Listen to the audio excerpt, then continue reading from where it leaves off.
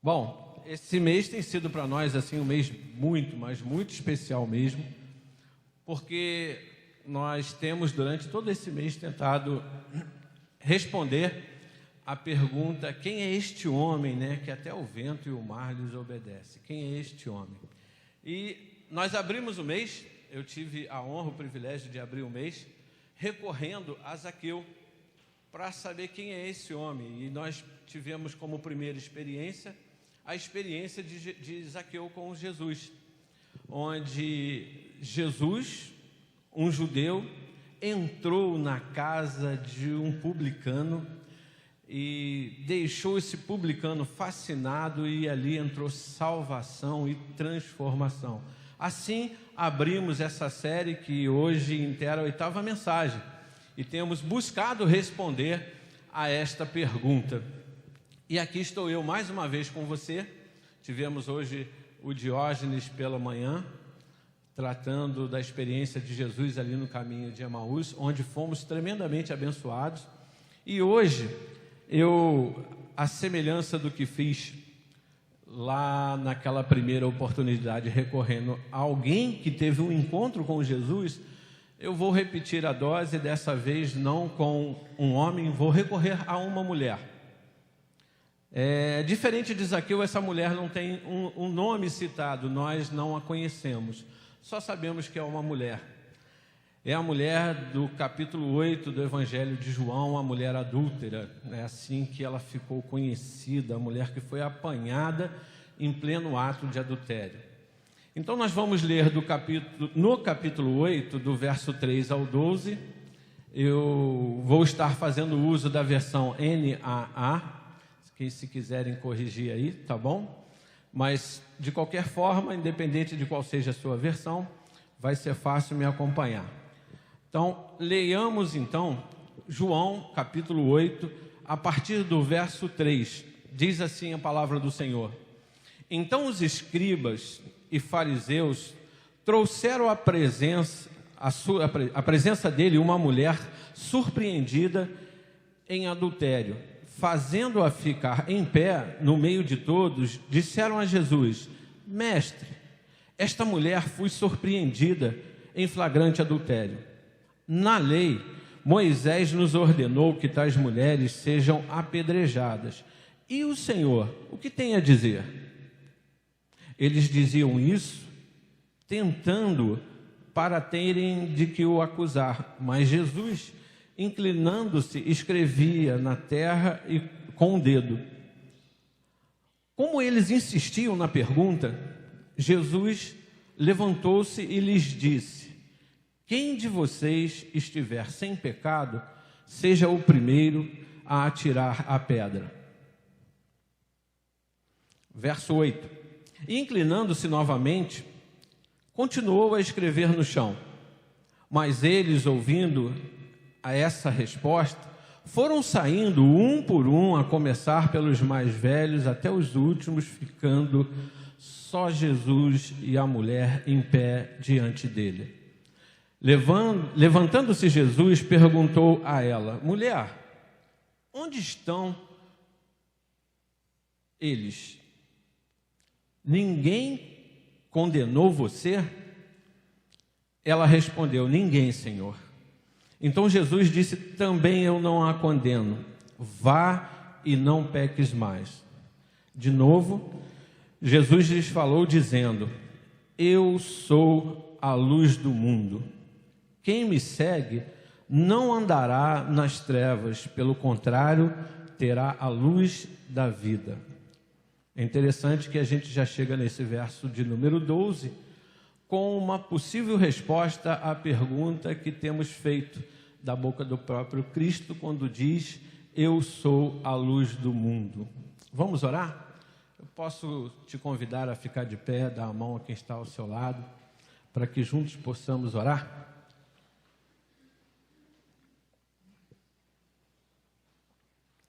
Deus, nós lemos aqui uma porção da Tua palavra.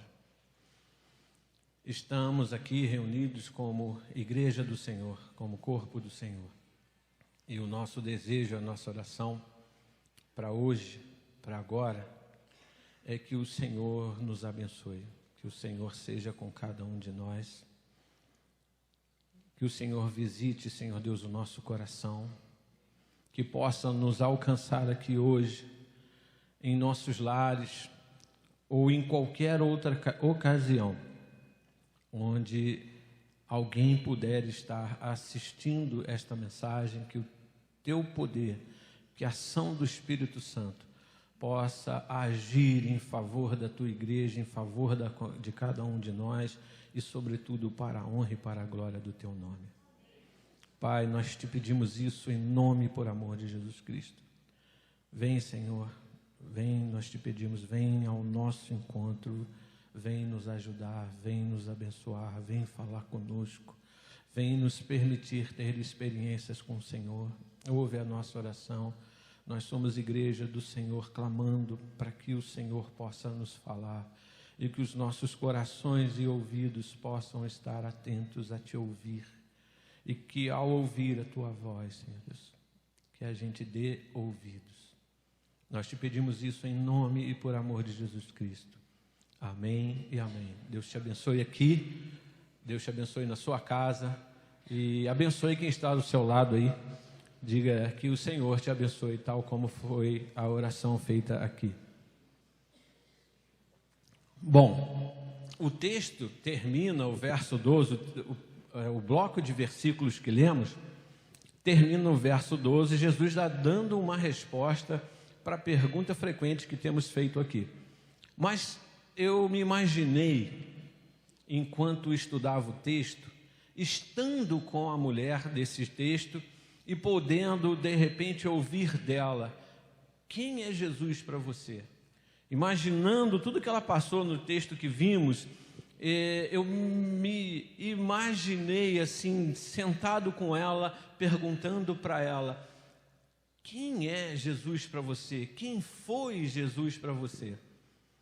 E a resposta que ela me deu nessa conversa projetada em minha mente foi a seguinte: ele é Jesus. Ele é maior que Moisés e os profetas. É maior que a religião e a tradição. Ele é aquele que tem a última palavra. E aí eu comecei a ler isso novamente, eu escrevia e lia novamente, eu falei: ele é aquele que na história que lemos, de fato, tem a última palavra. Dita todas essas coisas, eu quero dividir com você a minha experiência dessa conversa imaginária. Imaginemos, ou imaginem você, assim como eu imaginei, a gente sentado, conversando com essa mulher, tentando colher dela o depoimento de como foi essa experiência com esse homem que a gente está tentando definir, está tentando decifrar, está tentando dizer quem é ele. Ele encerra o verso 12 dizendo: eu sou a luz do mundo. Mas e essa mulher, o que ela tem a nos dizer da experiência do texto que acabamos de ler? Então, primeiro nós faremos uma análise ali, vamos passear pelo versículo 3, depois pelo 5, por fim nós veremos os 10 e o 11, mas eu quero te desafiar uma coisa. Eu quero te desafiar a, enquanto nós estivermos passeando pelo texto, que você tente se encontrar na história, tente definir no seu coração e na sua mente quem é você nessa história. Podemos fazer isso? Então vamos partir para o verso de número 3, que diz o seguinte: os escribas e fariseus trouxeram à presença dele, Jesus, uma mulher surpreendida em adultério. Quem foi trazido à presença de Jesus? Uma mulher. E eu destaquei essa expressão, né, essa informação, melhor dizendo. Uma mulher sem nome. Diferente de quando eu falei aqui de Zaqueu, Zaqueu tinha um nome, essa mulher não tem nome. Essa mulher no texto que temos, ela não tem uma identidade, nós não sabemos quem é essa mulher. E mesmo depois dela ter tido um encontro com Cristo, onde Cristo não a condenou, a perdoou e a orientou, mesmo assim, depois de muito tempo, nós demos uma identidade para ela.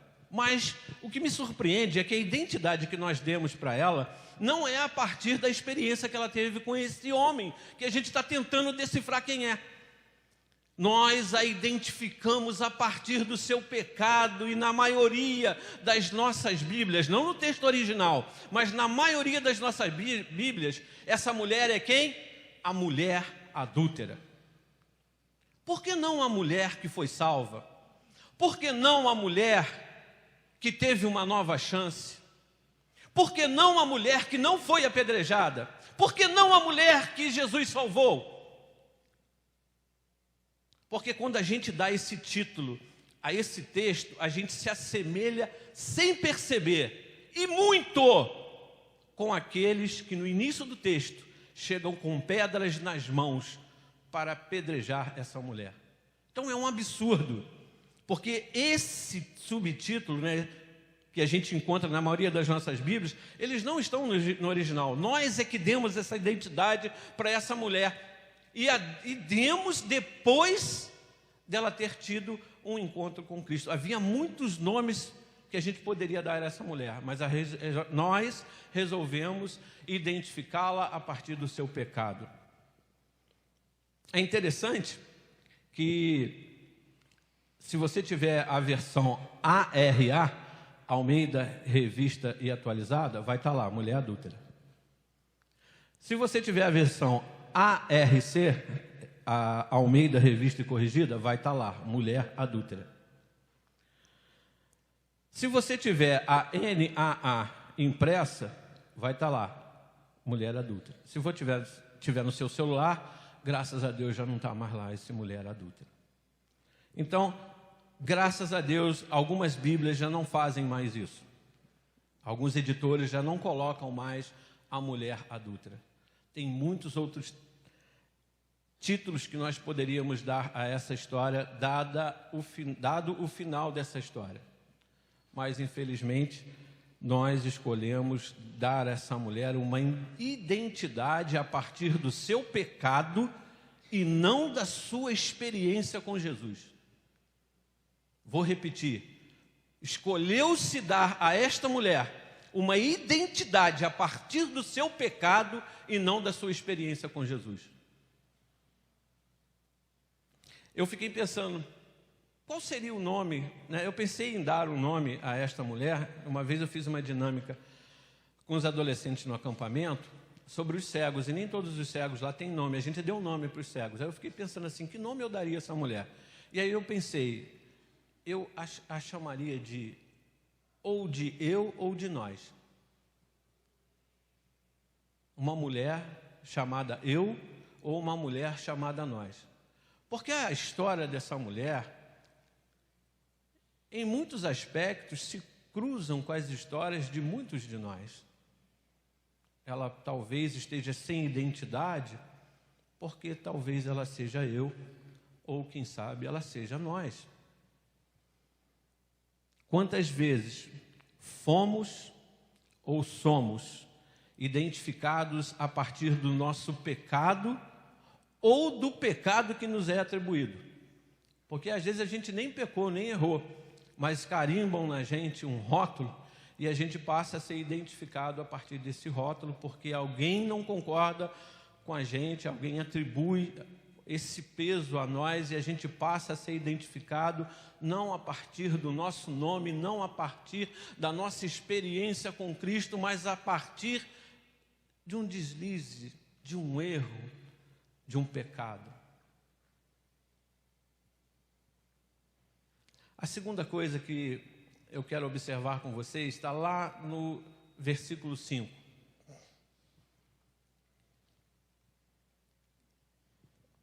O versículo 5 diz assim: na lei, quando eles chegam lá com essa mulher, eles dizem assim para Jesus: na lei, Moisés nos ordenou que tais mulheres sejam apedrejadas. É o que está lá no texto.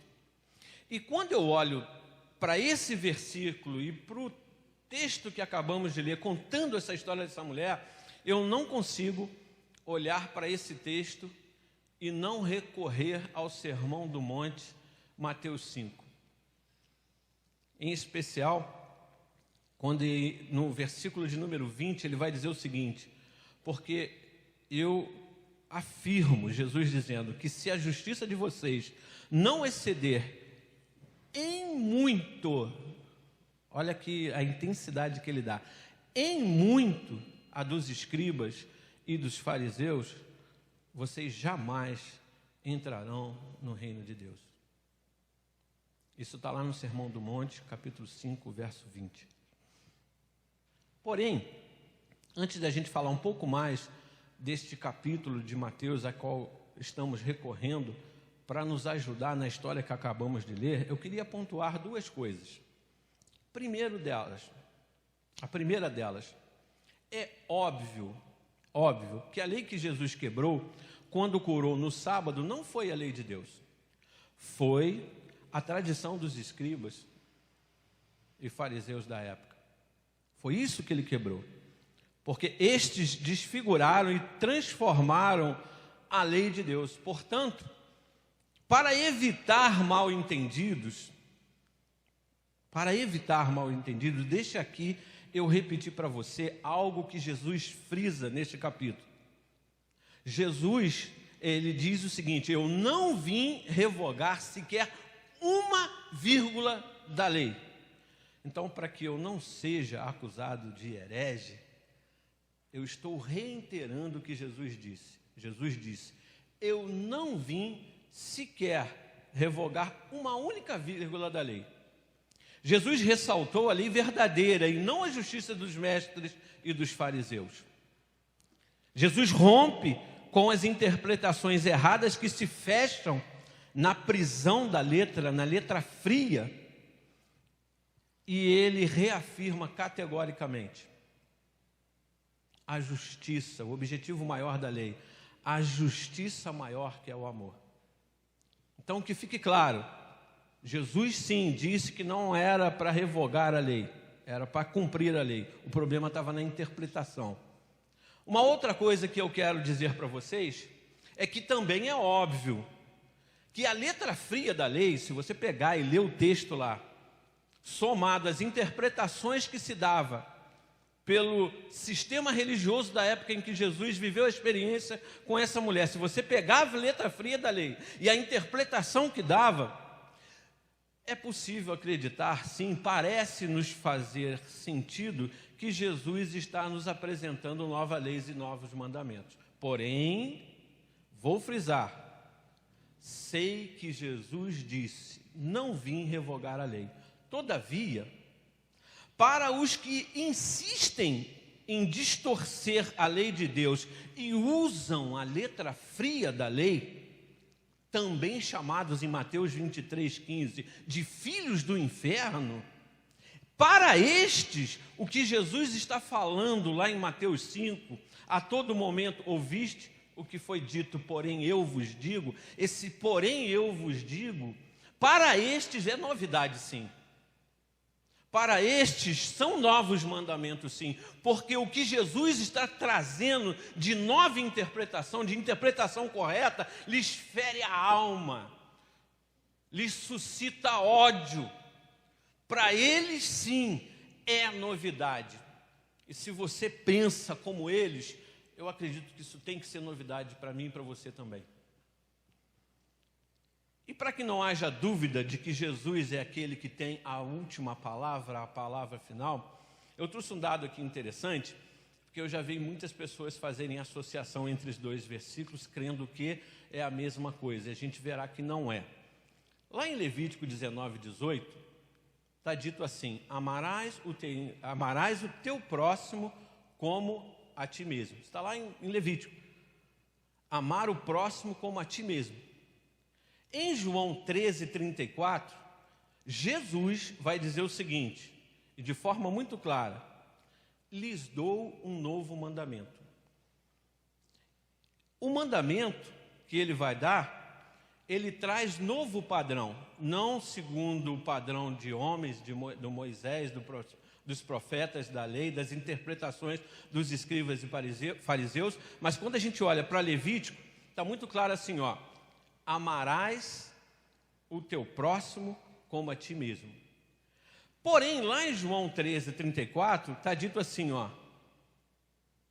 amem uns aos outros, assim como eu vos amei. Entende que a diferença está no padrão estabelecido? Antes eu tinha que fazer o seguinte: eu, Paulo Márcio, tenho que te amar como eu me amo.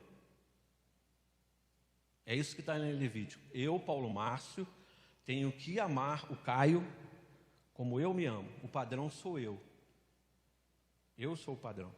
Eu te amo à medida de como eu me amo. Agora Jesus está dizendo o seguinte, ó: vocês precisam se amar como eu amei vocês. Perceberam que não é a mesma coisa? Por isso que Jesus está dizendo o seguinte: um novo mandamento vos dou. O padrão agora é Ele, Jesus. Não sou eu e nem é você. Não é a interpretação dos escribas e fariseus, não é o que estava escrito lá em Levítico. É sim um novo mandamento e é com um padrão muito diferente. O padrão agora é o Senhor Jesus. Amem como eu, Jesus, vos amei. Está claro isso? Por isso eu recorri a esse capítulo do Sermão do Monte, porque não dá para olhar para essa história dessa mulher e não levar em conta as inúmeras vezes que Jesus vai dizer neste capítulo: eu, porém, vos digo. Vocês aprenderam assim, eu, porém, vos digo. E agora não é mais um mensageiro, é o próprio Deus encarnado na pessoa de Jesus, dizendo: eu vos digo. Eu, porém, vos digo. Está claro isso aqui para você, querido? E aí vem um versículo que eu gosto muito. Eu aprendi na EBD com o pastor Celso em forma de música. O senhor vai lembrar, eu era seu aluno. João 14:21 e 1 João 9, eu aprendi cantando.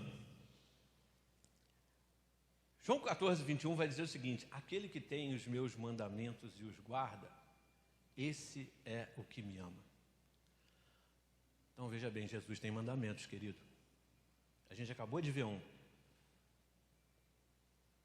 Aquele que tem os meus mandamentos e os guarda, esse é o que me ama. E aquele que me ama será amado de meu Pai, e eu também o amarei e me manifestarei a ele. Depois, nos versos 23 e 24, ele vai reafirmar, e aí chega no verso 26, ele vai dizer que o Espírito Santo nos lembrará daquilo que o Senhor Jesus nos ensinou. Então, para encerrar esse segundo tópico, eu quero fazer uma afirmação e deixar uma pergunta para a sua reflexão. A afirmação é: pode haver palavra de Jesus na palavra do pregador? Por exemplo, hoje eu aqui. Pode haver, pode haver. Pode haver palavra de Jesus na teologia? Pode haver. Pode haver palavra de Jesus na religião? Pode haver. Pode haver palavra de Jesus na tradição? Pode. Pode haver palavra de Jesus na nossa denominação? Pode haver palavra de Jesus na nossa EBD? Mas não significa que tudo que sai desses lugares são palavra de Jesus. Pode haver. E aí você precisa conhecer esse a quem nós estamos tentando dizer quem é. Ter relacionamento, como o Diógenes frisou hoje aqui de manhã, a gente precisa ter relacionamento com esse Jesus para a gente saber se de fato é palavra de Jesus.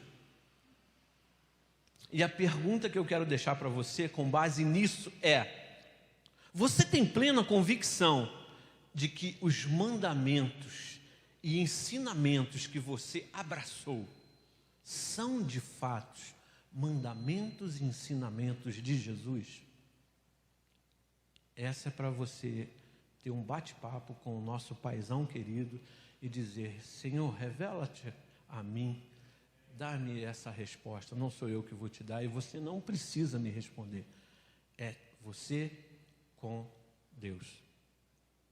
Chegamos aos últimos 2 versículos que nos propusemos a tratar, que são os versos 10 e 11. Os versos 10 e 11 vão dizer assim: mulher, onde estão eles? Ninguém condenou você. Ele está perguntando, ninguém condenou você? E aí ela responde, ninguém, Senhor. Então Jesus disse, também eu não condeno. Vá e não peques mais. Versos 10 e 11. Mulher, ninguém te condenou, não? Aí ela, não. Aí ele, então eu também não te condeno, não. Vai embora. Não peca mais, não. Não sei quantas vezes vou estar aqui para te livrar dessa, né? Vai embora, não faz mais isso, não. Então essa mulher está diante de Jesus. Ela se encontrou com um homem chamado Jesus. E aí ela viu que esse homem é maior que Moisés e os profetas, maior que a religião e a tradição, e que ele tem a última palavra. Jesus é aquele que tem a última palavra. Jesus podia apedrejar aquela mulher, conforme a lei, Moisés ensinou? Sim, ele era um judeu. Jesus podia também usar do critério que ele estabeleceu. Lembra, quem não tiver pecado, atira a primeira pedra. Só ficou ele e a mulher. Só ficou exatamente aquele que não tinha pecado. Só ficou exatamente aquele que podia apedrejar. E aí o que ele faz? Não apedreja. Jesus rompe com as interpretações erradas que se fecham na prisão da letra. Jesus ressaltou a lei verdadeira e não a justiça dos fariseus. Jesus não condenou, Jesus amou, Jesus perdoou e Jesus orientou. Jesus escolheu a vida entre matar um pecador e dar a ele uma nova chance. Jesus escolheu dar a ele uma nova chance. Entre tratar do pecado e tratar da pessoa, Jesus escolheu tratar da pessoa. Porque se aquela mulher morre, esse pecado continuaria existindo. O fim daquela mulher não era a extinção desse pecado. E os fariseus não entendiam isso. Eles queriam matar a mulher. Jesus escolhe mantê-la viva. Estão entendendo a diferença? Então, entenderam por que ao perguntar para essa mulher quem é esse Jesus, é essa a resposta que me vem à mente? Ele é aquele que tem a última palavra. E vejam só que interessante. Vejam só que interessante. O nosso texto de João 8, ele começa de que maneira?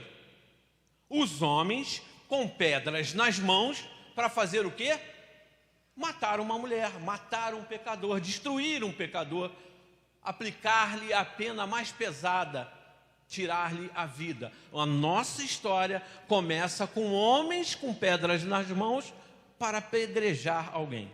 Quando chega lá no verso 53, que nós não lemos, depois se você quiser, confira na sua Bíblia. Quando vai chegar lá no verso 53, no finalzinho do versículo, essa turma de fariseus, mestres da lei, essa turma que tinha pedras nas mãos, eles vão fazer uma pergunta de uma petulância absurda para Jesus.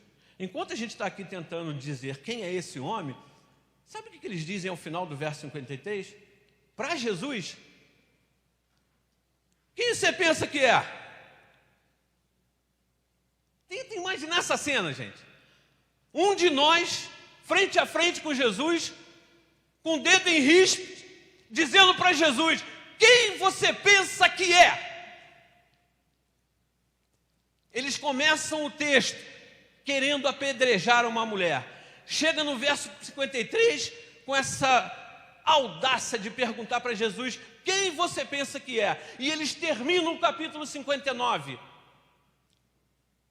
recolhendo as pedras que jogaram fora, que não serviram para apedrejar a mulher, eles pegam as pedras de novo. E agora eles querem apedrejar, sabe quem? Jesus. Eles começam querendo apedrejar um pecador e terminam querendo apedrejar o próprio Jesus. E essa gente do texto que lemos, que infelizmente existe até hoje, se eles não conseguirem destruir o pecador, eles vão tentar matar Jesus. Se eles não conseguirem tacar pedra no pecador, eles vão tacar pedra nos ensinamentos de Jesus. Vão fazer pouco caso do amor e da graça de Deus, vão anular o sacrifício de Jesus na cruz, porque importa condenar, importa apedrejar. O amor, a graça, hoje em dia está virando coisa de bonzinho. Não é, é ensinamento de Jesus. E não é graça barata, porque se você ler o Sermão do Monte, as novas interpretações são bem mais custosas. O novo mandamento que lemos aqui, da comparação de Levítico com João 13, nos deixa claro o que é mais fácil. Eu te amar, Caio, conforme eu me amo, ou eu te amar, Caio, conforme Jesus nos amou? Então não tem nada de fácil na graça, não tem nada de fácil na doutrina de Jesus. Só que se você pregar o amor e a graça, você vai ser perseguido.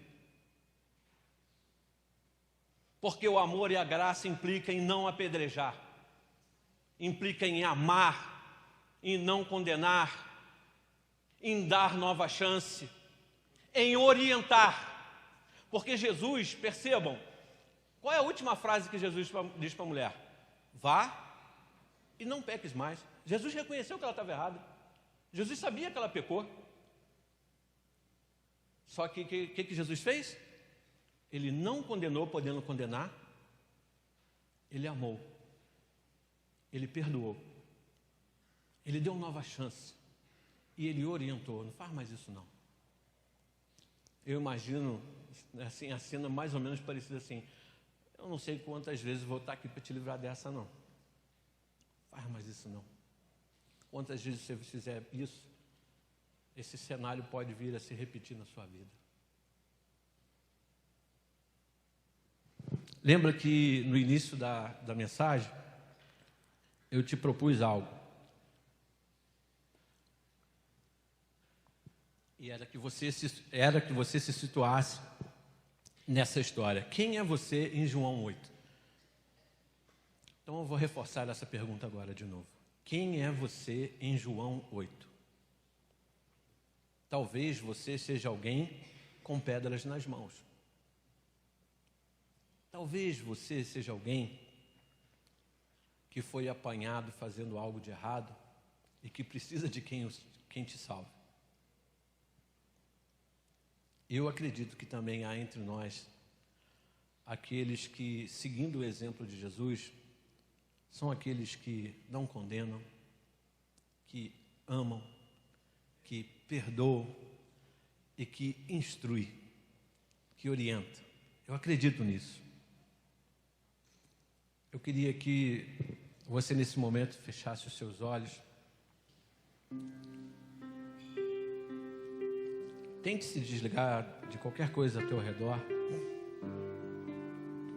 Ore ao Senhor. A experiência dessa mulher é a realidade de muitos de nós.